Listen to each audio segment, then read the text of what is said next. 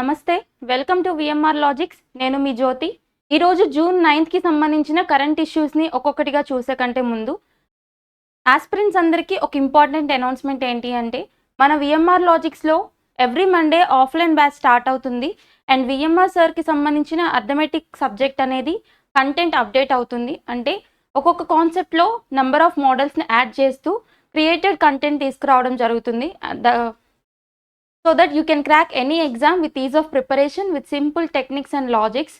And mock test papers explanation అనేది మన faculty అయిన VMR sir, Kadambari madam and Soumya madam చేత ఎక్స్ప్లెయిన్ చేయించడం జరుగుతుంది. అండ్ త్వరలో జిఎస్ పేపర్స్ కూడా ఎక్స్ప్లెయిన్ చేయడం జరుగుతుంది. సో ఇవి మన విఎంఆర్ లాజిక్స్ యొక్క ఆన్లైన్ అండ్ ఆఫ్లైన్ నంబర్స్. ఎవరికైనా ఎలాంటి డౌట్స్ ఉన్నా ఈ నంబర్స్కి కాల్ చేసి మీరు మీ ఎంక్వైరీస్, ఎవరికైనా ఏ డౌట్ ఉన్నా ఈ నంబర్స్కి కాల్ చేసి మీరు మీ డౌట్స్ని క్లారిఫై చేసుకోవచ్చు. So today's first topic is SEBI mobile app Saathi 2.0. ఇక్కడ మనం చూస్తున్న టాపిక్ ఏంటి అంటే, సెబీ తెలుసు కదా మనకి, securities exchange board of India. ఏంటి ఈ సెబీ అంటే, ఇది స్టాక్ మార్కెట్ని రెగ్యులేట్ చేయడానికి ఇండియాలో ఉన్న ఒక సంస్థ. అయితే ఇది ఇప్పుడు న్యూస్లోకి ఎందుకు వచ్చింది అంటే, ఈ సెబీ అనేది ఒక మొబైల్ యాప్ని లాంచ్ చేసింది. ఆ మొబైల్ యాప్ పేరేంటి అంటే సాథీ 2.0. ఇదేమన్నా ఫస్ట్ టైం అంటే కాదు, ఆల్రెడీ ఉంది. అదే advanced version, nothing but updated వర్షన్ని లాంచ్ చేసింది అనమాట.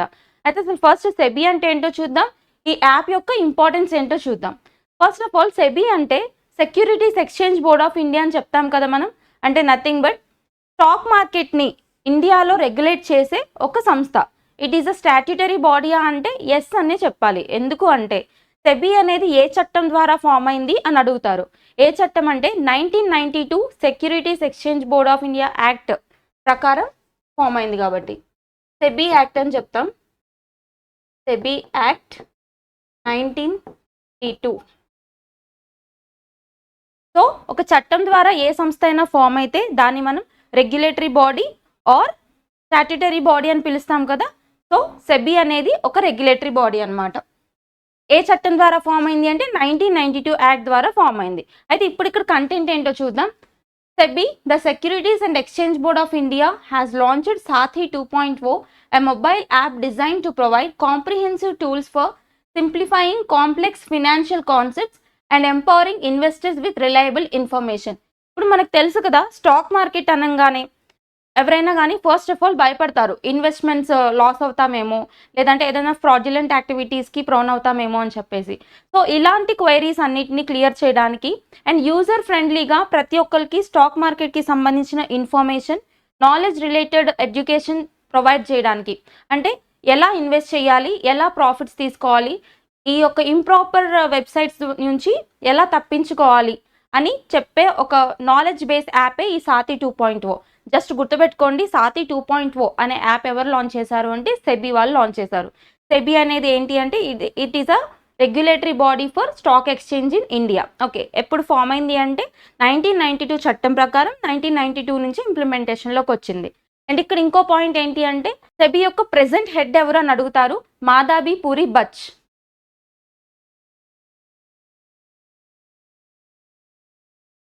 మాధవి పూరి బచ్. ఈ కాన్సెప్ట్ ఇంపార్టెంట్ ఎందుకు అంటే, సెబీ చరిత్రలోనే ఇప్పటి వరకు ఫస్ట్ విమెన్ హెడ్, అంటే ఇప్పటి వరకు ఎవరు విమెన్ హెడ్స్ లేరు, ఫస్ట్ విమెన్ హెడ్ అనమాట సెబీకి, మాధవి పూరి బచ్. సో గుర్తుపెట్టుకోండి, ఇంపార్టెంట్ పాయింట్ ఇది. అండ్ ఇట్లాంటి పోర్టల్స్ మనం రీసెంట్గా చూసాం న్యూస్లో, లైక్ సాథీ కదా, ఇది సారథి యాప్ అని చెప్పేసి Reserve Bank of India launch చేసింది. అండ్ ప్రవాహ్ అని చెప్పి ఒక పోర్టల్ చూసాం, ఇస్రో లాంచ్ చేసిన పోర్టల్స్. అవన్నీ లింక్ చేసుకుని చూసుకోండి. నెక్స్ట్ కాన్సెప్ట్, ఆల్ టైమ్ హైకి ఫారెక్స్ నిల్వలు. ఇదేంటి అంటే ఫారెక్స్ రిజర్వ్స్ కాన్సెప్ట్. మనం నిన్న క్లాస్లో చూసాం కదా, ఫారెక్స్ రిజర్వ్స్ అంటే ఏంటి అంటే, ఫర్ ఎగ్జాంపుల్ ఇప్పుడు మనం ఎక్స్పోర్ట్ చేయాలి అన్నా, ఇంపోర్ట్ చేసుకోవాలన్నా మన యొక్క కరెన్సీ అనేది యాక్సెప్ట్ అవ్వదు. ఈ యూనివర్సల్లీ యాక్సెప్టెడ్ కరెన్సీతోనే మనం ఎక్స్పోర్ట్ అండ్ ఇంపోర్ట్ ట్రేడింగ్ అనేది చేసుకుంటాం. అంటే ఏ కరెన్సీ, యుఎస్ డాలర్స్లో చేసుకుంటాం కదా. సో ఈ యుఎస్ డాలర్స్లో మనం గెయిన్ చేసుకున్న అమౌంట్ ఏదైతే ఉంటుందో, అంటే మనం ఎక్స్పోర్ట్ చేసి బయట కంట్రీస్కి, ఫారిన్ కంట్రీస్కి మనం ఎగుమతులు చేస్తాం కదా, దాని ద్వారా మనం ఎర్న్ చేసుకున్న అమౌంట్ కానీ, లేదా బయట నుంచి వచ్చిన ఫారెన్ డైరెక్ట్ ఇన్వెస్ట్మెంట్స్ ద్వారా వచ్చిన అమౌంట్, అంటే విదేశీ ప్రత్యక్ష పెట్టుబడులు అని చెప్తాం, ఫారెన్ డైరెక్ట్ ఇన్వెస్ట్మెంట్స్ అంటే. వాటి ద్వారా వచ్చిన అమౌంట్ కానీ వీటన్నిటినీ కూడా మనం డాలర్స్లో చూస్తాం. ఆ యొక్క డాలర్స్లో చూసి మనం ఎర్న్ చేసుకునే అమౌంట్నే మనం ఫారెన్ ఎక్స్చేంజ్ రిజర్వ్స్ ఆర్ విదేశీ మారక నిల్వలు అని చెప్పుకుంటాం కదా. అయితే ఇప్పుడు ఇక్కడ ఉన్న కాన్సెప్ట్ ఏంటి అంటే, ఇప్పటి వరకు ఉన్న అకౌంట్స్లో ఇప్పటి వరకు ఉన్న కౌంటింగ్లో ఇప్పుడు ఈ మే నెల ఎండింగ్ కల్లా, మే మంత్ 31 కల్లా 2024 కల్లా highest all time records of forex reserves gain అయినాయి అంట. అవి ఎంతో చూద్దాం. అండ్ గోల్డ్ రిజర్వ్స్ ఎంతకున్నాయి, అండ్ ఎస్డిఆర్ అంటే నేను చెప్తాను. ఈ రిజర్వ్స్ అన్ని ఎంతకి లిమిట్ అయి ఉన్నాయి ఇప్పుడు ప్రెసెంట్ చూద్దాం. సో ఆర్బీఐ డేటా ప్రకారం, సో ఈ రిపోర్ట్ దేని ప్రకారం అంటే according to the data release by RBI అంటే Reserve Bank of India 1934 act 1935 institution. So RBI data ప్రకారం కిందటి నెల 31తో మీన్స్ మే 31తో ముగిసిన వారానికి భారతదేశ ఫారెక్స్ నిల్వలు ఎంతకున్నాయంట, $651.51 బిలియన్. $651 బిలియన్ అంటే హైయెస్ట్ అమౌంట్ అనమాట. $651 బిలియన్ చేరుకున్నాయి. అయితే మే 31తో ముగిసిన వారంలో బంగారం నిల్వలు అంటే మనకి గోల్డ్ డిపాజిట్స్ ఉంటాయి కదా ఆర్బీఐలో, ఆ గోల్డ్ డిపాజిట్స్ ఎంత ఉన్నాయి అంటే $212 మిలియన్ తగ్గి $56 బిలియన్ కి చేరాయి. ఇక్కడ మీరు కంపారిటివ్గా చూడండి, ఫారెక్స్ రిజర్వ్స్ పెరిగి ఎంతకి వెళ్ళాయి, $651 బిలియన్ వెళ్ళాయి. గోల్డ్ డిపాజిట్స్ తగ్గి ఎంతకి లిమిట్ అయ్యాయి అంటే $56 బిలియన్ కి చేరుకున్నాయి. ఇప్పుడు ఎస్డిఆర్ ఏంటో చూద్దాం. అండ్ ప్రత్యేక డ్రాయింగ్ హక్కులు అంటే nothing but special drawing rights అని పిలుస్తాం మనం, ఎస్డిఆర్స్ అంటే స్పెషల్ డ్రాయింగ్ రైట్స్ అన్నమాట. అంటే అసలు ఈ కాన్సెప్ట్ ఏంటి అంటే, ఇప్పుడు ఫర్ ఎగ్జాంపుల్ మన దగ్గర ఉన్న ఫారెక్స్ రిజర్వ్స్ ఉన్నాయి కదా $651 బిలియన్. ఇవి ఇన్ కేస్ మన కంట్రీ అనేది ఫినాన్షియల్ ఎమర్జెన్సీలో పడింది అనుకుందాం, అంటే ఫినాన్షియల్ క్రైసిస్ వచ్చింది అనుకుందాం, ఎమర్జెన్సీ కాదు ఫినాన్షియల్ క్రైసిస్ అంటే ఆర్థిక సంక్షోభం, అలాంటి సిచ్యువేషన్స్లోకి వెళ్తే అక్కడ ఉన్న ఇండికేషన్ ఏంటి అంటే మన ఫారెక్స్ నిల్వలు తగ్గిపోతాయి. అంటే ఇప్పుడు 651 ఉన్నాయి కదా ఫర్ ఎగ్జాంపుల్, అవి బాగా తగ్గిపోయాయి అనుకుందాం. మనం ఇంపోర్ట్స్ని చేసుకోవడానికి అంటే వేరే కంట్రీ నుంచి దిగుమతులు చేసుకోవడానికి మనకి ఫారెక్స్ రిజర్వ్స్ లేనప్పుడు మనం ఏం చేయాలి అంటే, ఫస్ట్ ఆప్షన్ ఏంటి అంటే మనం ఐఎంఎఫ్ ఉంది కదా, ఇంటర్నేషనల్ మానిటరీ ఫండ్ అని చెప్తాం. ఏంటి ఐఎంఎఫ్, ఇంటర్నేషనల్ మానిటరీ ఫండ్ అంటే అంతర్జాతీయ ద్రవ్య నిధి అని పిలుస్తాం మనం తెలుగులో. ఈ ఇంటర్నేషనల్ మానిటరీ ఫండ్ అనేది దీని దగ్గర ప్రతి మెంబర్ కంట్రీకి సంబంధించి, అంటే ఐఎంఎఫ్లో మెంబర్ నేషన్స్ ఉంటాయి కదా సభ్య దేశాలు, వాటికి సంబంధించి కొంత డిపాజిట్స్ అనేవి మెయింటైన్ చేస్తాయి అన్నమాట. ఆ డిపాజిట్స్నే మనం స్పెషల్ డ్రాయింగ్ రైట్స్ అని పిలుస్తాం, అంటే ప్రత్యేక నిల్వలు. ఓకేనా. సో ఇవి ఏం చేస్తాయంటే ఏ కంట్రీకైనా అవసరం వచ్చినప్పుడు ఆ కంట్రీ అనేవి ఆ ఐఎంఎఫ్ నుంచి మన ఎస్డిఆర్స్ని తెచ్చుకోవచ్చు. ఓకే. అయితే ఇక్కడ ఐఎంఎఫ్ అనే కాన్సెప్ట్ వచ్చింది కదా, ఇది ఎప్పుడు ఇన్స్టిట్యూషన్ అయింది అంటే 1945లో స్టార్ట్ అయిందనమాట ఐఎంఎఫ్ అనేది. ఓకే. సో ఇది concept.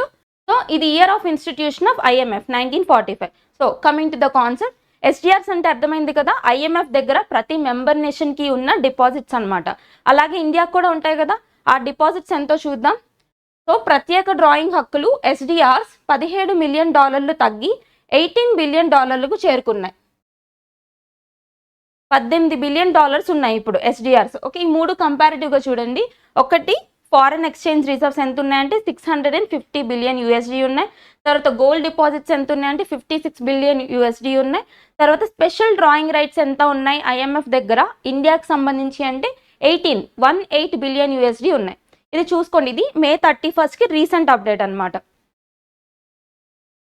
So next concept, NDA కూటమికి 57% పోస్టల్ ఓట్లు అంటే నథింగ్ బట్ ఇక్కడ ఒక డేటా వచ్చింది, ఎలక్షన్స్ చూసాం కదా మనం. సో ఎలక్షన్కి సంబంధించి ఒక్కొక్క డేటా రిలీజ్ అవుతూ ఉంది డైలీ. సో ఇప్పుడు ఇక్కడ వచ్చిన డేటా ఏంటి అంటే పోస్టల్ బ్యాలెట్ ఓట్స్ ఉన్నాయి కదా, మనం నార్మల్ ఈవీఎంస్లో వేసే ఓట్స్ కాకుండా పోస్టల్ బ్యాలెట్ ఓట్స్ తెలుసు కదా మీకు, ఈ యొక్క ఆఫీసర్స్ కానీ వీళ్ళందరూ వేస్తుంటారు కదా. సో ఈ ఓట్స్కి సంబంధించిన ఇన్ఫర్మేషన్ చూద్దాం. అంటే ఏ పార్టీకి ఎంత percentage of postal ballot oats నమోదయ్యాయి అనేసి ఒక ఇన్ఫర్మేషన్ వచ్చింది. సో జస్ట్ అది ఏ పార్టీకి ఎక్కువ వచ్చాయని చూస్తే సరిపోతుంది. పోస్టల్ బ్యాలెట్స్కి సంబంధించి మనం ఒక కాన్సెప్ట్ని లింక్ చేసుకుని చూసుకుందాం. ఎన్డీఏ కూటమికి 57% పోస్టల్ ఓట్లు. అంటే ఇక్కడ పోస్టల్ ఓట్స్కి సంబంధించిన ఇన్ఫర్మేషన్. ఇప్పుడు EVM votes and postal ballot votes అని మనం సెపరేట్గా చూసాం కదా. సో ఈ పోస్టల్ ఓట్స్ ఏ పార్టీకి ఎంత వచ్చాయి, ఏ పార్టీకి ఎక్కువ వచ్చాయి అని చెప్పేదే ఒక సర్వే అనమాట. సో జస్ట్ ఇన్ఫర్మేషన్ చూడండి. ఇక్కడ ఏంటి అంటే ఎన్డీఏ కూటమి ఉంది కదా, నేషనల్ డెమోక్రటిక్ అలయన్స్, దానికి ఎక్కువ పోస్టల్ బ్యాలెట్స్ ఓట్స్ నమోదయ్యాయంట. సో విడివిడిగా పార్టీస్ వైజ్ చూద్దాం.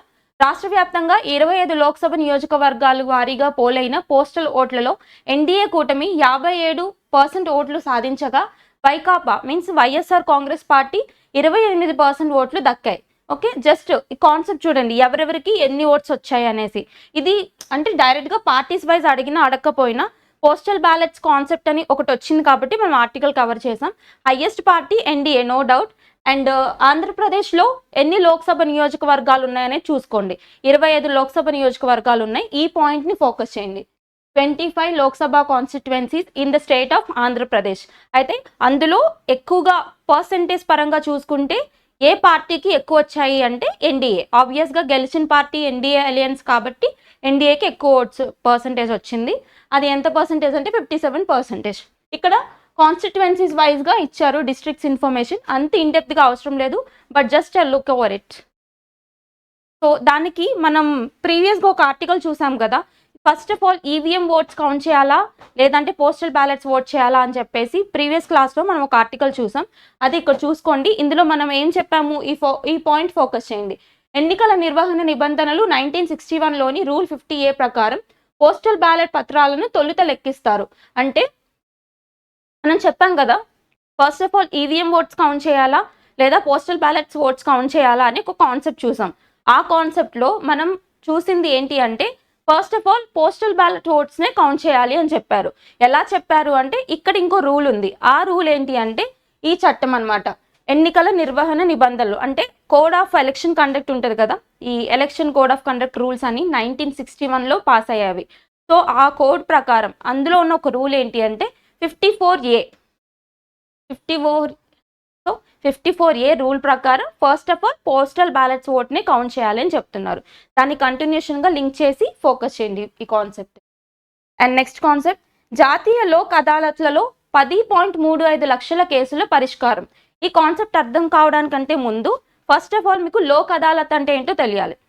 లోక్ అదాలత్స్ అంటే ఏంటి అంటే these are the special tribunals అనమాట. అంటే ఆల్టర్నేటివ్ గ్రీవెన్స్ రిడ్రెసల్ ట్రిబ్యునల్స్ అనమాట. అంటే ఇప్పుడు ఫర్ ఎగ్జాంపుల్ మనకి నంబర్ ఆఫ్ కోర్ట్స్ ఉన్నాయి, లైక్ హై కోర్ట్స్ ఉన్నాయి, డిస్ట్రిక్ట్ కోర్ట్స్ ఉన్నాయి, ఇట్లా నంబర్ ఆఫ్ కోర్ట్స్ ఉన్నాయి కదా.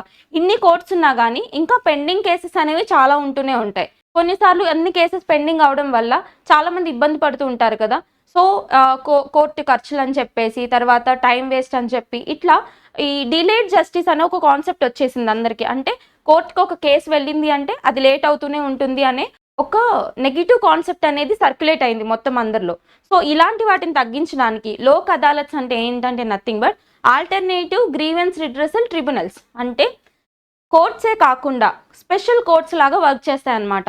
ఇక్కడ కూడా కొన్ని కేసెస్ అయితే పెండింగ్లో ఉన్న కేసెస్ కానీ లేదంటే కొన్ని రికమెండేషన్స్ ద్వారా వెళ్ళిన కేసెస్ కానీ లేదా ఎవరైనా స్పెషల్ కోర్ట్స్కి మూవ్ చేసుకున్న కేసెస్ కానీ ఈ లోక్ అదాలత్స్ వాళ్ళు డీల్ చేస్తారు. ఓకే, ఇది కాన్సెప్ట్ అసలు లోక్ అదాలత్ అంటే. అయితే ఇక్కడ ఇప్పుడు వీళ్ళు ఏం చెప్తున్నారంటే లోక్ అదాలత్స్లో ఎన్ని కేసెస్ అనేవి సాల్వ్ చేయడం జరిగింది అని ఒక స్టాటిస్టిక్స్ వచ్చింది. అదేంటో చూద్దాం. First of all Lok Adalat అంటే ఏంటో చూద్దాం. Lok adalats have been given statutory status under the Legal Services Authority Act of 1987. ఇది దేని ప్రకారం ఎస్టాబ్లిష్ అయింది అని అడుగుతారు. సో ఇది స్టాట్యుటరీ బాడీ. మనం చెప్పాం కదా, statutory body or regulatory body అంటే ఏంటి, ఏదన్నా ఒక చట్టం ద్వారా అయితే పార్లమెంట్ యాక్ట్ ద్వారా కానీ లేదా స్టేట్ లెజిస్లేటివ్ అసెంబ్లీ యాక్ట్ ద్వారా కానీ పాస్ అయితే దాన్ని మనం రెగ్యులేటరీ బాడీ అని పిలుస్తాం. అయితే ఇక్కడ లోక్ అదాలత్ అనేది స్టాట్యుటరీ బాడీ. ఎందుకు అంటే ఇది ఒక చట్టం ద్వారా ఫామ్ అయింది. అది ఏం చట్టం అంటే చూడండి, legal Services Authority Act of 1987. ఈ యాక్ట్ ప్రకారం లోక్ అదాలత్ అనేది ఫామ్ అయింది. ఇట్లా మనం లింక్ చేసుకుని చదువుకోవాలి. So under this the said act the award or decision అంటే ఫైనల్ జడ్జ్మెంట్ అనమాట. లోక్ అదాలత్ ఇచ్చే ఫైనల్ జడ్జ్మెంట్, దాని అవార్డ్ అనొచ్చు, డెసిషన్ అనొచ్చు, డిక్రీ అనొచ్చు, ఆర్డర్ అనొచ్చు, జడ్జ్మెంట్ అనొచ్చు. ఏ పదం వచ్చినా related to judgment. So the award decision made by the Lok Adalats is deemed to be a decree of a civil court and is final and binding on all parties, and no appeal against such an award lies before any court of law. అంటే nothing but ఈ లోక్ అదాలత్స్లో ఒక్కసారి case వెళ్ళి అక్కడ మనం తీసుకునే judgement అనేది ఏ civil court కంటే కూడా తక్కువ కాదు, and A court of law ముందు కూడా మనం వాటిని ఛాలెంజ్ చేయడానికి ఉండదు. ఓకే, ఇది కాన్సెప్ట్ అసలు లోక్ అదాలత్ అంటే. అయితే ఇప్పుడు ఎన్ని కేసులు పరిష్కారం అయ్యాయి అనేది చూద్దాం. జాతీయ లోక్ అదాలత్లలో అంటే నేషనల్ లోక్ అదాలత్స్లో 10.35 లక్షల కేసులు పరిష్కారం. ఎన్నంట 10.35 lakhs ఆఫ్ కేసెస్ అనేవి సాల్వ్ అయ్యాయి. అందులో డివైడ్ చేసి చూద్దాం. సో మొత్తం 10.35 లక్షలకు పైగా కేసులు పరిష్కారం అయ్యాయి. ఇందులో పెండింగ్ కేసులు 4.54 లక్షలు, ప్రాథమిక దశలో ఉన్నవి 5.81 లక్షల కేసులు ఉన్నాయి. ఇది చూడండి, మొత్తం 10.35లో పెండింగ్ కేసులు ఎన్నంట 4.54 ఉంటే, అండ్ ప్రాథమిక దశ అంటే ప్రైమరీ ఇన్వెస్టిగేషన్ ఉంటుంది కదా, ప్రిలిమినరీ ఇన్వెస్టిగేషన్, ఈ ఇన్వెస్టిగేషన్ పీరియడ్లో ఉన్నవి ఎన్ని ఉన్నాయి, 5.81 lakhs ఆఫ్ కేసెస్ ఉన్నాయి. ఇది ఇక్కడ వచ్చిన డేటా. అండ్ హైకోర్టులో ఎన్ని కేసెస్ ఉన్నాయి చూద్దాం. హైకోర్టులో జరిగిన లోక్ అదాలత్లలో 132 కేసులు పరిష్కారం కాగా, ఇందులో మోటార్ వాహనాల చట్టానికి చెందిన కేసులు 96 దాకా ఉన్నాయి. చూడండి, ఈ కాన్సెప్ట్ ఇంపార్టెంట్, ఈ లైన్ అనేది ఫోకస్ చేయండి. హైకోర్టులో మొత్తం లోక్ అదాలత్ ద్వారా పరిష్కారమైన కేసులు 132, అంటే 132. అందులో కూడా 96 కేసెస్ అంట, అంటే నియర్లీ 132 దగ్గర నుంచి అంటే నియర్లీ 96 కేసెస్, అంటే నియర్లీ 100 కేసెస్ వరకు కూడా ఏ యాక్ట్ ద్వారా నమోదయ్యంట, మోటార్ వెహికల్స్ యాక్ట్ ఉంటుంది కదా, దాని ద్వారా నమోదైనవి ఎక్కువగా ఉన్నాయంట. సో మోటార్ వెహికల్స్ యాక్ట్ ఇక్కడ రైజ్లోకి వచ్చింది కాబట్టి ఆ ఇయర్ చూడండి, motor vehicles act of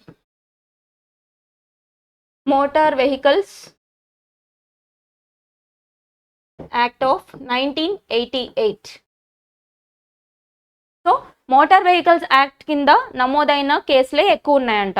so ఈ కాన్సెప్ట్స్ అనేవి ఫోకస్ చేయండి. మెయిన్గా లోక్ అదాలత్స్ అంటే ఏంటి, అది స్టాట్యుటరీ బాడీనా కాదా, సో ఏ యాక్ట్ ద్వారా ఫామ్ అయింది, అండ్ ఇక్కడ మోటార్ వెహికల్స్ యాక్ట్ చూసాం కాబట్టి ఆ యాక్ట్ ఇయర్ ఏంటో చూడండి, ఎన్ని కేసెస్ పెండింగ్లో ఉన్నాయి, ఎన్ని సాల్వ్ అయ్యాయో చూడండి. Next concept, prime minister launches Ek Ped Maa Ke Naam campaign. ఇక్కడ Ek Ped, so prime minister, మన ఆనరబుల్ ప్రైమ్ మినిస్టర్ ఒక క్యాంపెయిన్ని లాంచ్ చేశారు. ఎక్కడ, న్యూఢిల్లీలో లాంచ్ చేశారు. దేనికి సంబంధించింది అంటే ఈ యొక్క ట్రీ కవర్ని పెంచడం అనమాట, అంటే చెట్ల విస్తీర్ణాన్ని పెంచే ఒక కాన్సెప్ట్ అనమాట. ఆ కాన్సెప్ట్ నేమ్ ఏంటి అంటే ఏక్ పేడ్ మాకే నామ్. ఓకే, అయితే ఇది ఎక్కడ లాంచ్ చేశారు ఏంటో చూద్దాం. The Prime Minister Shri Narendra Modi has launched Ek Ped Maa Ke Naam campaign on the occasion of World Environment Day. World Environment Day రోజున లాంచ్ చేశారనమాట. అంటే ఏ రోజు అది, June 5th. మనం చూసాం కదా, world environment day June 5th అని చూసాం, world oceans day June 8th అని చూసాం, ఇట్లా world safety day June 7th అని చూసాం. ఓకే, ఆ డేస్ అన్ని లింక్ చేసుకోండి థీమ్స్తో పాటు. సో వరల్డ్ ఎన్వైర్న్మెంట్ డే రోజున ఈ క్యాంపెయిన్ అనేది లాంచ్ చేశారు. దాని ఇంపార్టెన్స్ చూద్దాం. So Shri Modi has planted a peepal tree at Buddha Jayanti Park in Delhi. He also urged all to contribute in making our planet better and informed that in the last decade, India has undertaken numerous collective efforts which have led to increased forest cover across the nation. In the main focus point, to increase the forest cover across the nation. అసలు forest cover స్టాండర్డ్గా అయితే ఎంత ఉండాలి చెప్పండి, 33% ఉండాలి. కానీ లేదు, మనకి నియర్లీ 21 or 22%లోనే ఉంది, అంటే 23 రఫ్లీ అట్లా చాలా తక్కువ ఉందన్నమాట ఫారెస్ట్ కవర్. అంటే మనకి ఫారెస్ట్ యాక్ట్ ప్రకారం 1951 ఆ టైంలో ఉంది కదా ఫారెస్ట్ యాక్ట్, దాని ప్రకారం కంట్రీ మొత్తం మీద ఫారెస్ట్ కవర్ అనేది ఐడియల్ ఫారెస్ట్ కవర్ ఎంత ఉండాలి అంటే 33% ఉండాలి. కానీ అంత ఉందా అంటే లేదు, 21 or 22%లోనే ఉంది ఇంకా మన ఫారెస్ట్ కవర్ అనేది. సో ఈ ఫారెస్ట్ కవర్ని పెంచే ఉద్దేశంతో తీసుకొచ్చే నంబర్ ఆఫ్ క్యాంపెయిన్స్ అనమాట ఇవన్నీ. అండ్ దీన్ని మనం కాన్స్టిట్యూషన్లో కూడా మెన్షన్ చేసుకోవచ్చు, లింక్ చేసుకోవచ్చు. ఎట్లా అంటే మనకి కాన్స్టిట్యూషన్లో directive principles of state policy ఉంది కదా, అంటే ఈ ఆదేశిక సూత్రాలు ఉన్నాయి కదా, వాటికి సంబంధించి ఆర్టికల్ 48 చూడండి, ఆర్టికల్ 48 ఆఫ్ డిపిఎస్పి అంటే Directive principles of state Policy. Okay, ఇది అంటే Directive principles of state Policy అనమాట. ఈ డైరెక్టివ్ ప్రిన్సిపల్స్ ఆఫ్ స్టేట్ పాలసీలో ఉన్న ఆర్టికల్ 48లో మనకి ఫారెస్ట్ కవర్ పెంచడానికి గవర్నమెంట్ వెల్ఫేర్ మెజర్స్ తీసుకురావాలి. అని ఒక కాన్సెప్ట్ ఉంది. సో దానిలో భాగంగా మనం లింక్ చేసుకుని చదువుకోవచ్చు. ఈ క్యాంపెయిన్ని ఎవరు లాంచ్ చేశారు, ఎక్కడ లాంచ్ చేశారు, దేనికి సంబంధించి గుర్తుపెట్టుకొని సరిపోతుంది. ఢిల్లీలో లాంచ్ చేశారు ఫారెస్ట్ కవర్ పెంచడానికి. సో ఇది concept. And coming to our next concept, sub lieutenant Anamika Rajeev becomes Indian Navy's first women pilot with golden wings. ఇదేంటి అంటే మనకి ఇండియన్ నేవీలో గోల్డెన్ వింగ్స్ అనే ఒక ప్రెస్టీజియస్ అవార్డు ఉంది. ఈ అవార్డుని అందుకున్న ఫస్ట్ ఇండియన్ నేవీ విమెన్ పైలట్గా ఒక ఆఫీసర్ న్యూస్లోకి వచ్చారు, సబ్ లెఫ్టినెంట్ ఆఫీసర్. ఆవిడ పేరేంటి అంటే అనామికా రాజీవ్. సో ఈ కాన్సెప్ట్ ఏంటో చూద్దాం. జస్ట్ పర్సన్స్ ఇన్ న్యూస్ కింద ఇంపార్టెంట్. ఇండియన్ నేవీ మహిళా పైలట్ అనామికకు గోల్డెన్ వింగ్స్. భారత నౌకాదళానికి చెందిన అంటే ఇండియన్ నేవీకి చెందిన sub lieutenant officer Anamika B Rajeev ప్రతిష్టాత్మక గోల్డెన్ వింగ్స్ అవార్డు అందుకున్న తొలి మహిళా హెలికాప్టర్ పైలట్గా నిలిచారు. తమిళనాడులోని అరక్కోణంలో గల నౌకాదళ ఎయిర్ స్టేషన్లో 22 వారాల శిక్షణ పూర్తి చేసుకున్న అనంతరం మొత్తం 21 మంది అధికారులు తూర్పు నౌకాదళ కమాండింగ్ అధికారి వైస్ అడ్మిరల్ రాజేష్ పెందార్కర్ చేతుల మీదుగా గోల్డెన్ వింగ్స్ అవార్డులు అందుకున్నారు. జస్ట్ ఎవరి అవార్డు అందుకున్నారు, ఏ అవార్డు అందుకున్నారు, ఆవిడ ఏ ఆఫీసర్ అనేది చూడడం సరిపోతుంది. అనామికా రాజీవ్ ఇండియన్ నేవీకి సంబంధించిన ఆఫీసర్, గోల్డెన్ వింగ్స్ అవార్డు అందుకున్నారు. Next concept, the Andhra Chamber of commerce has signed a memorandum of understanding with Atal incubation centre at the Anna University Incubation Foundation aimed at boosting the startup ecosystem and aspiring entrepreneurs. ఇదేంటి అంటే న్యూస్లో ఉన్న ఒక memorandum of understanding అనమాట. అంటే memorandums అంటే ఒప్పందాలు చేసుకుంటూ ఉంటారు కదా కొన్ని సంస్థలు, దానికి సంబంధించి ఒక న్యూస్. ఇది ఎవరెవరికి జరిగింది ఒప్పందం అంటే మేజర్గా అన్నా university Atal incubation centre. Atal incubation centres అంటే స్టార్టప్స్ని ఎంకరేజ్ చేయడానికి పెడుతున్నారు కదా ఈ ఇంక్యుబేషన్ సెంటర్స్, వాటిని మనం అటల్ ఇంక్యుబేషన్ సెంటర్స్ అంటాం. ఓకే, సో అన్నా యూనివర్సిటీకి చెందిన అటల్ ఇంక్యుబేషన్ సెంటర్కి అండ్ ఆంధ్ర ఛాంబర్ ఆఫ్ కామర్స్కి మధ్య జరిగిన ఒప్పందం దేనికోసం అంటే స్టార్టప్స్ని ఎంకరేజ్ చేయడానికి. సో స్టార్టప్స్ అంటే ఏంటి, మనకి ఇప్పుడు కొత్తగా వచ్చే ఆలోచనలు, యూత్కి వచ్చే కొత్త ఆలోచనలే ఒక కంపెనీ రూపంలో, ఒక సంస్థ రూపంలో డెవలప్ చేస్తే దాన్నే మనం స్టార్టప్స్ అని పిలుస్తాం కదా. ఇట్లా స్టార్టప్స్కి సంబంధించిన ఎకోసిస్టమ్ని ఎంకరేజ్ చేయడానికి చేసుకున్న ఒప్పందమే ఇది. ఒకసారి కాన్సెప్ట్ ఏంటో చూద్దాం. అన్నా యూనివర్సిటీ ఇంక్యుబేషన్ ఫౌండేషన్లోని అటల్ ఇంక్యుబేషన్ సెంటర్తో ఆంధ్ర ఛాంబర్ ఆఫ్ కామర్స్ అవగాహన ఒప్పందం కుదుర్చుకుంది. అంకుర పర్యావరణ వ్యవస్థను, ఔత్సాహిక పారిశ్రామికవేత్తలను ప్రోత్సహించే లక్ష్యంతో ఈ ఒప్పందం చేసుకున్నట్లు సంస్థ తెలిపింది. అంటే నథింగ్ బట్ ఇది చూడండి, అర్థమవుతుంది మీకు, aspiring entrepreneurs and startup ecosystem. Innovations, స్టార్టప్స్లో ఇన్నోవేషన్స్ పెంచడానికి వచ్చిన ఒక ఒప్పందం అనమాట. అయితే దీన్ని మనం ఒకసారి స్టార్టప్స్ కాన్సెప్ట్ కూడా చూద్దాం. స్టార్టప్స్లో ఇండియా ఏ ర్యాంక్లో ఉంది అంటే 3rd ర్యాంక్లో ఉంది. మనకి స్టార్టప్స్ ర్యాంకింగ్స్ ఉంటాయి కదా, అందులో ఫస్ట్ వచ్చి యుఎస్ఏ,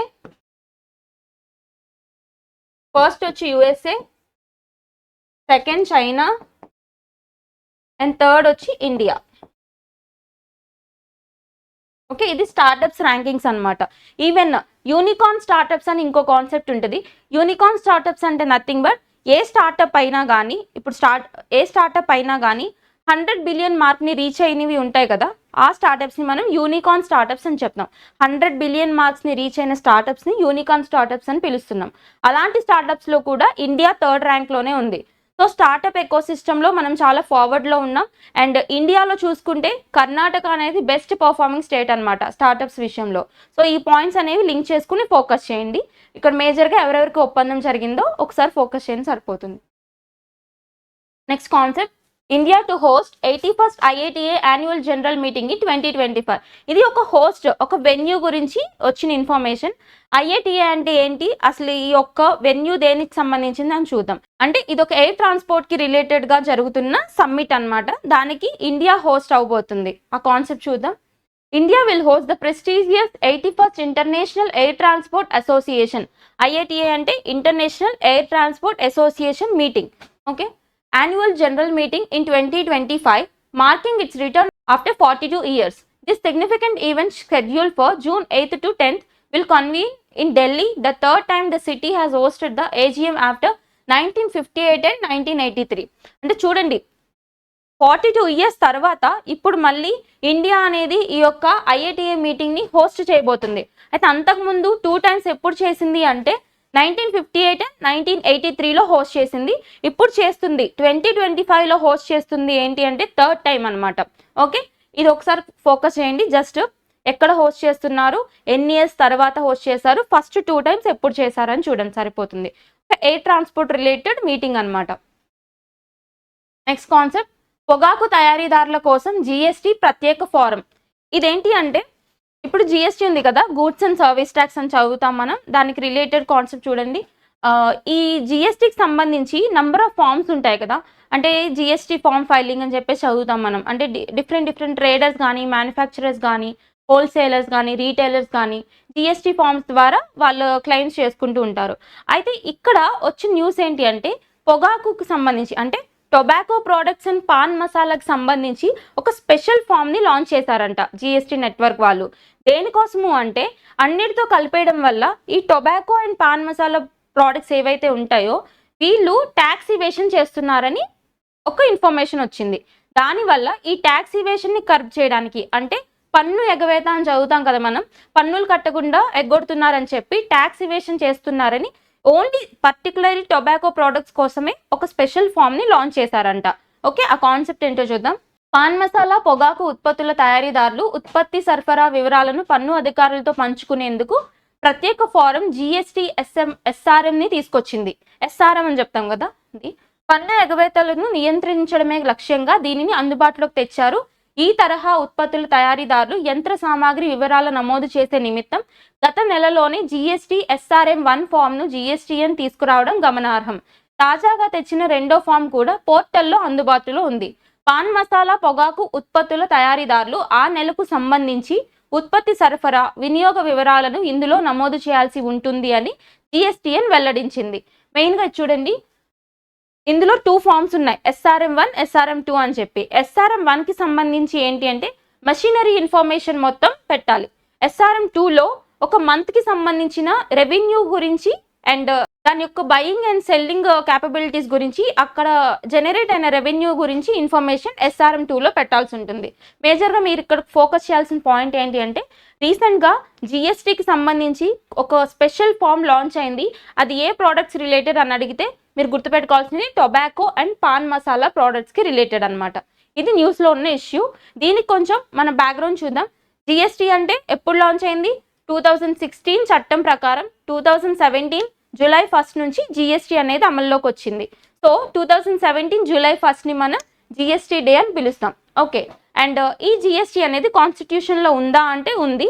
ఎలా అంటే కాన్స్టిట్యూషన్లో ఉన్న 101 కాన్స్టిట్యూషనల్ అమెండ్మెంట్ యాక్ట్ ఉంది కదా, 101వ రాజ్యాంగ సవరణ, దీని ద్వారా ఏం యాడ్ చేశారు అంటే జిఎస్టి కౌన్సిల్ని యాడ్ చేశారు. అంటే 279A article deals with GST council అనమాట. సో ఈ పాయింట్స్ లింక్ చేసుకుని ఫోకస్ చేయండి. నెక్స్ట్ కాన్సెప్ట్, 17వ లోక్సభ రద్దుతో మురిగిన యువతుల పెళ్లి వయసు పెంపు బిల్లు. ఇదేంటి అంటే మనం చూసాం కదా, ఒక 2022 ఆ టైంలో ఈ యొక్క విమెన్ యొక్క మ్యారేజ్ ఏజ్ అనేది పెంచాలి అని ఒక కాన్సెప్ట్ వచ్చింది. ఒక బిల్ అనేది ఎంటర్ చేశారు పార్లమెంట్లో. అయితే ఆ బిల్ అప్పటి నుంచి కూడా పార్లమెంటరీ స్టాండింగ్ కమిటీ యొక్క డిస్కషన్స్లో ఉందన్నమాట. అంటే ఇప్పుడు ఒక బిల్ ఎంటర్ అయింది అంటే దాన్ని స్టడీ చేస్తుంటారు కదా, సో ఆ ప్రాసెస్లో ఉంది ఆ బిల్లు. అయితే ఇప్పుడు ఏం జరిగింది అంటే 17th లోక్సభ అనేది ఎండ్ అయిపోయింది కదా, మళ్ళీ మనం 18th లోక్సభ ప్రమాణ స్వీకారం జరిగిన తర్వాత నుంచి స్టార్ట్ అవుతుంది, రైట్? సో ఇప్పుడు ఈ బిల్ పెండింగ్లో ఉన్నది, ఇంకా పెండింగ్లో పడిపోయింది అనేసి ఒక ఆర్టికల్ వచ్చింది. అయితే ఇక్కడ మనం బేసిక్గా ఇన్ఫర్మేషన్ ఏం చూడాలి అంటే మనకి రిలేటెడ్గా ఈ 18 years అనేది ఉంది కదా ఇప్పుడు ఎట్ ప్రెసెంట్ ఉన్న ఏజ్, ఇది ఏ చట్టం ద్వారా వచ్చింది, అసలు ఈ విమెన్ యొక్క మ్యారేజ్ ఏజ్ అనేది మన హిస్టారికల్గా ఎప్పటి నుంచి ఏ చట్టం ద్వారా చూస్తున్నాం అనేది చూద్దాం. In India, the minimum age of marriage was prescribed for the first time by the law known as Sarda Act 1921. Sharada చట్టం అని మనం హిస్టరీలో చదువుకుంటాం, చాలా ఇంపార్టెంట్. 1921 ఆ చట్టం అనమాట. అయితే ఇది దేనికి రిలేటెడ్ అంటే విమెన్ ఏజ్కి సంబంధించి, అంటే వివాహ విషయంలో మహిళ యొక్క ఏజ్కి సంబంధించి చెప్పే చట్టమే Sarda act 1929. So it was later renamed as the child marriage restraint act CMRA 1929. In 1978, the law was amended to raise the minimum age of marriage to 18 years for girls and 21 years for boys. చూడండి concept. First of all 1929లో ఉంది Sharada act అనేది. అయితే అప్పుడు విమెన్కి మెన్కి ఉన్న age ఎంత అంటే men అయితే 18 years,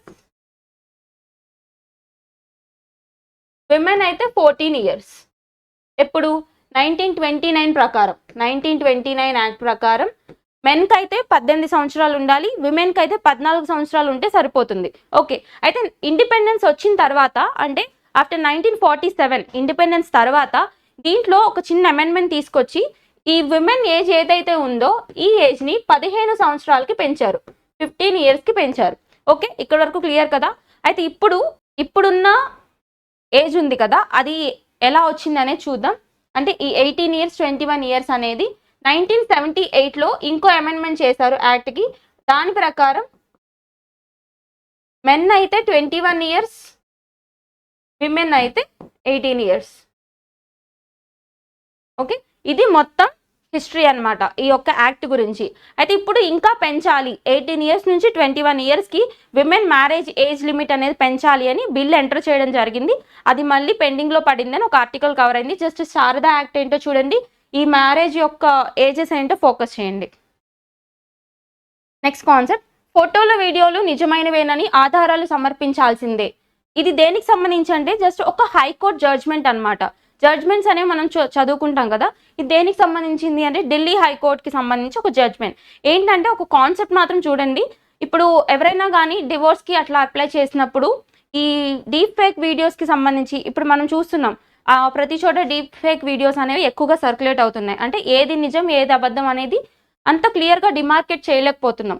so ఇలాంటి విషయాల్లో కొన్ని డీప్ ఫేక్ వీడియోస్ చూపించి అబద్ధపు సాక్ష్యాలు చూపించి అక్కడ కోర్టులో ప్రొడ్యూస్ చేస్తున్నారని చెప్పి ఒక ఆర్గ్యుమెంట్ అనమాట.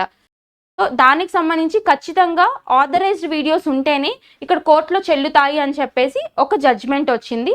జస్ట్ అది ఫోకస్ చేయండి, డీప్ ఫేక్ టెక్నాలజీ మీద ఫోకస్ చేయండి దీనికి సంబంధించి. నెక్స్ట్ కాన్సెప్ట్, అన్షుకు రజతం. ఇదేంటి అంటే persons in news, sports news కిందకి ఇంపార్టెంట్. మనకు తెలుసు కదా అన్షు మాలిక్ ఇండియన్ రెజ్లర్ ఉన్నారు కదా, అంటే కుస్తీ పోటీలు చేస్తుంటారు అన్షు మాలిక్. సో ఆవిడకి ఇప్పుడు ఒక సిల్వర్ మెడల్ వచ్చిందంట. ఎందులో వచ్చిందో చూద్దాం. సో బుడాపెస్ట్ ర్యాంకింగ్ సిరీస్ టోర్నీలో భారత రెజ్లర్ అన్షు మాలిక్ రజతం సాధించింది. మహిళల 57 కేజీల విభాగం. అంటే ఈ రెజ్లింగ్లో డిపార్ట్మెంట్స్ ఉంటాయి కదా, అంటే కేటగిరీస్ ఉంటాయి ఇన్ని కేజీస్ అని చెప్పి. అందులో 57 కేజీస్ కేటగిరీలో బుడాపెస్ట్ టోర్నీలో అన్షు మాలిక్ ఇండియన్ రెజ్లర్ అయిన అన్షు మాలిక్కి సిల్వర్ మెడల్ వచ్చిందంట. అంటే సెకండ్ ప్లేస్ వచ్చింది. ఫస్ట్ ప్లేస్ ఎవరికి వచ్చిందో కూడా చూద్దాం. సో విభాగం ఫైనల్లో అన్షు మాలిక్ కెంగ్జిన్ హంగ్ చేతిలో ఓడింది. అంటే ఈవిడ ఫస్ట్ ప్లేస్ అన్నట్టు. కెంగ్జిన్ హంగ్ ఏ దేశానికి సంబంధించిన ప్లేయర్ అంటే చైనాకి సంబంధించిన ప్లేయర్. సో ఫస్ట్ ర్యాంకింగ్ ఎవరో చూడండి, సెకండ్ ర్యాంకింగ్ ఇండియన్ కాబట్టి ఇక్కడ ఫోకస్ చేయండి. Silver medal Anshu Malik. Next concept, Norway chess tournament. ఇది మనం చూస్తున్నాం కదా డిఫరెంట్ స్టేజెస్లో జరుగుతుందన్నమాట. సో ఫైనల్కి వచ్చింది ఇప్పుడు. నార్వే చెస్ టోర్నమెంట్లో మన ఇండియన్ గ్రాండ్ మాస్టర్ ఎవరైతే ఉన్నారో ప్రజ్ఞానంద, ఈ ప్రజ్ఞానంద తమిళనాడుకు చెందిన పర్సన్. సో ఇతనికి థర్డ్ ప్లేస్ రావడం జరిగిందంట. అండ్ ఫస్ట్ 2 ప్లేసెస్లో ఎవరున్నారో కూడా చూద్దాం. నార్వే చెస్ టోర్నమెంట్లో భారత స్టార్ ప్రజ్ఞానంద 3వ స్థానం సాధించాడు. అయితే ఇక్కడ ఫస్ట్ ప్లేస్ ఎవరో చూడండి. ఫస్ట్ ప్లేస్ చాలా important, Magnus Carlsen. Magnus Carlsen first ప్లేస్లో ఉన్నారు. ప్రజ్ఞానంద థర్డ్ ప్లేస్లో ఉన్నారు. ప్రజ్ఞానంద. అయితే సెకండ్ ప్లేస్లో ఉన్న person Ali Reza. Okay, first 3 places focus చేయండి సరిపోతుంది. First place Magnus Carlsen, second place Ali Reza, third place మన ఇండియన్ కాబట్టి ఇంపార్టెంట్ ప్రజ్ఞానంద, ప్రజ్ఞానంద అనమాట. అండ్ విమెన్కి సంబంధించి కూడా చూద్దాం. Women's world championship Ju Wenjun took the women's Norway chess title and a prize of around $65,000 after scoring a smooth classical win against her rival Tan Zhongyi. ఇక్కడ first ప్లేస్లో ఎవరున్నారంటే మనకి zoo వెంగ్జన్ అనే ఒక చైనీస్ ప్లేయర్ ఉన్నారు. అంటే first place కైవసం చేసుకున్నారు. ఇది ఇక్కడ మనం ఫోకస్ చేయాల్సిన పాయింట్ ఏంటి అంటే విమెన్కి సంబంధించిన దాంట్లో మన ఇండియాకి సంబంధించిన Vaishali and Koneru Humpy 4th and 5th పొజిషన్స్లో ఉన్నారంట. ఇక్కడ 4th పొజిషన్లో వైశాలి, 5th పొజిషన్లో కోనేరు హంపి. ఇది నార్వే చెస్ టోర్నమెంట్కి సంబంధించిన ఇంపార్టెంట్ పాయింట్స్. ఇవి ఫోకస్ చేస్తే సరిపోతుంది. సో నెక్స్ట్ కాన్సెప్ట్ చూద్దాం. స్వైటెక్ తీన్మార్ వరుసగా 3వ సారి టైటిల్ సొంతం. ఇక్కడ ఈ కాన్సెప్ట్ ఎవరికి సంబంధించింది అంటే ఇగా స్వైటెక్, పోలాండ్కి సంబంధించిన టెన్నిస్ క్రీడాకారిణి. సో మనకి మెన్ టెన్నిస్ ప్లేయర్స్లో రఫెల్ నాదల్ ఎంత ప్రామినెంటో, ఎంత ఇంపార్టెంటో, అట్లాగే విమెన్ టెన్నిస్ ప్లేయర్స్లో ఇగా స్వైటెక్ అంత ఫేమస్ అనమాట. సో ఇక్కడ ఈవిడ తీసుకున్న మెడల్ ఏంటో చూద్దాం ఇప్పుడు. మనకి టెన్నిస్లో 4 గ్రాండ్ స్లామ్స్ అనేవి జరుగుతాయి. ఆ 4 గ్రాండ్ స్లామ్స్ ఏంటి అంటే, ఒకటి ఆస్ట్రేలియన్ ఓపెన్, రెండోది ఫ్రెంచ్ ఓపెన్, మూడోది వింబుల్డన్ ఓపెన్, నాలుగోది యుఎస్ ఓపెన్. ఆర్డర్లో గుర్తుపెట్టుకోండి, ఇంపార్టెంట్. ఫస్ట్ వన్ వచ్చేసి ఆస్ట్రేలియన్ ఓపెన్,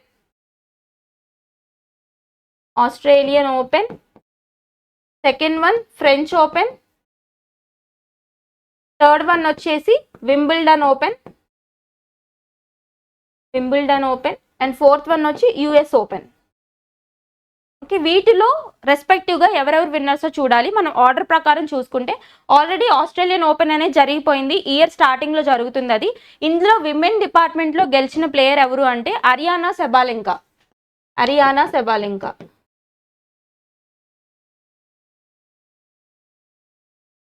ఓకే, ఇది క్లియర్ కదా. ఇప్పుడు ఫ్రెంచ్ ఓపెన్ అనేది న్యూస్లోకి వచ్చింది మనకి. ఈ ఫ్రెంచ్ ఓపెన్లో గెలిచిన ప్లేయర్ ఎవరు అంటే ఇగా స్వైటెక్ అనమాట. ఏ కంట్రీకి సంబంధించిన ప్లేయర్? పోలాండ్కి సంబంధించిన ప్లేయర్ ఫ్రెంచ్ ఓపెన్లో ఇప్పుడు విమెన్ వింగ్లో గెలిచారు. సో ఒకసారి ర్యాపిడ్ రౌండ్ ఇద్దాం. సెబీ లాంచ్ చేసిన మొబైల్ యాప్ సాతి 2.0. అది స్టాక్ మార్కెట్కి సంబంధించిన ఇన్ఫర్మేషన్ గురించి. ఎవరు లాంచ్ చేశారో చూడండి. అండ్ నెక్స్ట్ టాపిక్ వచ్చి ఫారెక్స్ నిల్వలు $651 బిలియన్ చేరాయి, అండ్ గోల్డ్ డిపాజిట్స్ $58 చేరాయి, అండ్ ఎస్డిఆర్స్ వచ్చి $18 చేరాయి అని చెప్పేసి ఒక రిపోర్ట్ వచ్చింది, ఆర్బీఐకి సంబంధించిన డేటా. నెక్స్ట్ వన్, ఎన్డీఏ కూటమికి సంబంధించి పోస్టల్ బ్యాలెట్స్ ఓటింగ్ పర్సంటేజ్ వచ్చింది. ఎంత అంటే 57% వచ్చింది. ఆంధ్రప్రదేశ్లో మొత్తం 25 లోక్సభ స్థానాలు ఉన్నాయి. And next one, EVMs. First of all postal ballot votes count చేయాలి, తర్వాత ఈవీఎంస్ కౌంట్ చేయాలి అనేది ఒక additional information. And next one, national Lok అదాలత్స్లో ఉన్న పెండింగ్ కేసెస్ ఎన్ని సాల్వ్ అయ్యాయి అనేది చెప్తున్నారు. 10.35 lakhs ఆఫ్ పెండింగ్ కేసెస్ అనేవి నేషనల్ లోక్ అదాలత్స్లో సాల్వ్ అయ్యాయి. ఆ ఇయర్ ఏంటో చూడండి. అండ్ ఇయర్ ఆఫ్ ఇన్స్టిట్యూషన్ 1987, ఒక యాక్ట్ ప్రకారం లాంచ్ అయింది. నెక్స్ట్ వన్, ప్రైమ్ మినిస్టర్ ఒక క్యాంపెయిన్ లాంచ్ చేశారు. ఆ క్యాంపెయిన్ ఏంటి అంటే ఏక్ పేడ్ మాకే నామ్. ఇది దేనికి సంబంధించి అంటే ఫారెస్ట్ కవర్ ఇంప్రూవ్ చేయడానికి ఢిల్లీలో లాంచ్ చేశారు. నెక్స్ట్ వన్, ఇండియన్ నేవీకి సంబంధించిన ఒక ఆఫీసర్ ఎవరు అంటే రాజీవ్ అనామిక. ఈవిడ మనకి గోల్డెన్ వింగ్ అవార్డ్ని కైవసం చేసుకున్నారు. అండ్ నెక్స్ట్ వన్ వచ్చేసి ఆంధ్ర యూనివర్సిటీ అటల్ ఇంక్యుబేషన్ సెంటర్కి అండ్ ఆంధ్ర ఛాంబర్ ఆఫ్ కామర్స్కి ఒక ఒప్పందం జరిగింది. దేనికి సంబంధించింది అంటే స్టార్టప్ ఎకో సిస్టమ్ని ఎంకరేజ్ చేయడానికి. నెక్స్ట్ కాన్సెప్ట్, ఇండియా అనేది 81st IATA కాన్ఫరెన్స్ని హోల్డ్ చేయబోతుంది 42 years తర్వాత. ఎక్కడ అంటే ఢిల్లీలో. అండ్ నెక్స్ట్ వన్, పొగాకు తయారీదారుల కోసం అంటే టొబాకో అండ్ పాన్ మసాలా కోసం స్పెషల్ GST ఫామ్ వచ్చింది. అదొకటి చూడండి. జస్ట్ టొబాకో ప్రోడక్ట్స్ కోసం ఒక స్పెషల్ ఫామ్ అంటే సరిపోతుంది. సో ఇక్కడ విమెన్ మ్యారేజ్ ఇయర్స్కి సంబంధించి ఒక ఈ బిల్ అనేది మళ్ళీ న్యూస్లోకి అరైజ్ అయింది. ఆ బిల్ దేని ప్రకారం వచ్చింది, ఎప్పటి నుంచి వచ్చిందనే చూడండి. శారదా యాక్ట్ 1929 నుంచి ఇవాల్వ్ అవుతూ వచ్చింది ఇప్పటి వరకు.